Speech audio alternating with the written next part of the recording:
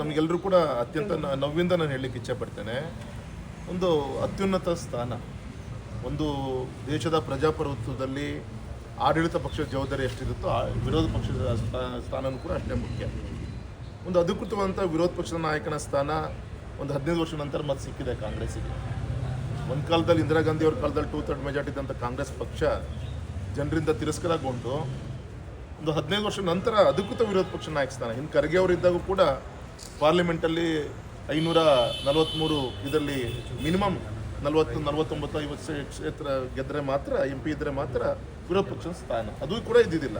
ಏನೋ ಈ ಬಾರಿ ಸ್ವಲ್ಪ ವಿರೋಧ ಪಕ್ಷ ನಾಯಕನ ಸ್ಥಾನ ಸಿಕ್ಕಿದೆ, ಆ ಸ್ಥಾನಕ್ಕೆ ಗೌರವ ತಕ್ಕ ನಡ್ಕೊಳ್ಬೇಕು ಅಂತ ನಾನು ಒತ್ತಾಯ ಮಾಡ್ತೀನಿ. ಯಾಕೆಂದರೆ ಯಾವುದೋ ಒಬ್ಬ ಬ್ರೆಜಿಲ್ನ ಮಾಡೆಲ್ ಫೋಟೋ ಹಾಕ್ಕೊಂಡು ವೋಟರ್ ಲಿಸ್ಟು ತಪ್ಪಿದೆ ಅಂತೇಳಿ ಅದನ್ನು ಯಾವುದೋ ಒಂದು ದೊಡ್ಡ ಪ್ರೊಫೆಸರ್ ರೀತಿಯಲ್ಲಿ ಪ್ರೆಸೆಂಟೇಷನ್ ಕೊಡೋದಂತೂ ಇದೆಲ್ಲ ಇಡೀ ಪ್ರಪಂಚ ಗಾಬರಿ ಆಗೋ ರೀತಿಯಲ್ಲಿ ನೋಡೋಂಥ ಒಂದು ವ್ಯವಸ್ಥೆ ಇತ್ತು.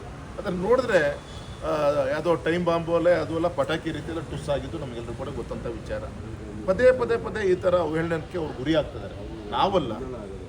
ಮತ್ತು ಸಹಜವಾಗಿ ಯಾವ್ದಾರ ಒಂದು ಈ ಥರ ವ್ಯತ್ಯಾಸಗಳು ವೋಟರ್ ಲಿಸ್ಟಲ್ಲಿ ಸಣ್ಣ ಪುಟ್ಟದ್ದು ಮೊದಲಿಂದಲೂ ಕೂಡ ಇರುತ್ತೆ, ಸರಿ ಮಾಡುವಂಥ ಪ್ರಯತ್ನಗಳು ಪದೇ ನಡೀತಾ ಇರುತ್ತೆ, ಈಗೂ ಕೂಡ ನಡೀತಾ ಇದೆ. ಮೊನ್ನೆ ಬಿಹಾರಲ್ಲಿ ಸುಮಾರು 27-30 ಲಕ್ಷ ವೋಟ್ಗಳನ್ನು ಈಗಾಗಲೇ ತೆಗೆಯುವಂಥ ಪ್ರಯತ್ನ, 47 ಲಕ್ಷ.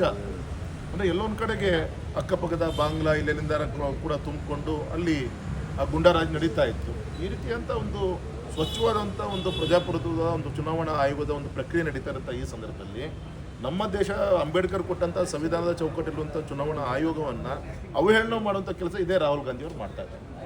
ಹಾಗೆ ಇನ್ನಾದರೂ ಕೂಡ ಸುಮ್ಮನಿದ್ದು ಜನರಿಂದ ದೂರ ಆದಂಥವ್ರು ನೀವು ಜನರ ವಿಶ್ವಾಸ ಗಳಿಸುವಂಥ ಕೆಲಸವನ್ನು ಮಾಡಬೇಕೇ ಹೊರತು ಈ ರೀತಿ ಹಿಟ್ ಆ್ಯಂಡ್ ರನ್ ಮಾಡುವಂಥ ಕೆಲಸ ಬಿಡಬೇಕು ಅಂತೇಳಿ ನಾನು ಕಾಂಗ್ರೆಸ್ ಮುಖಂಡರಿಗೆ ಒತ್ತಾಯವನ್ನು ಮಾಡ್ತೀನಿ.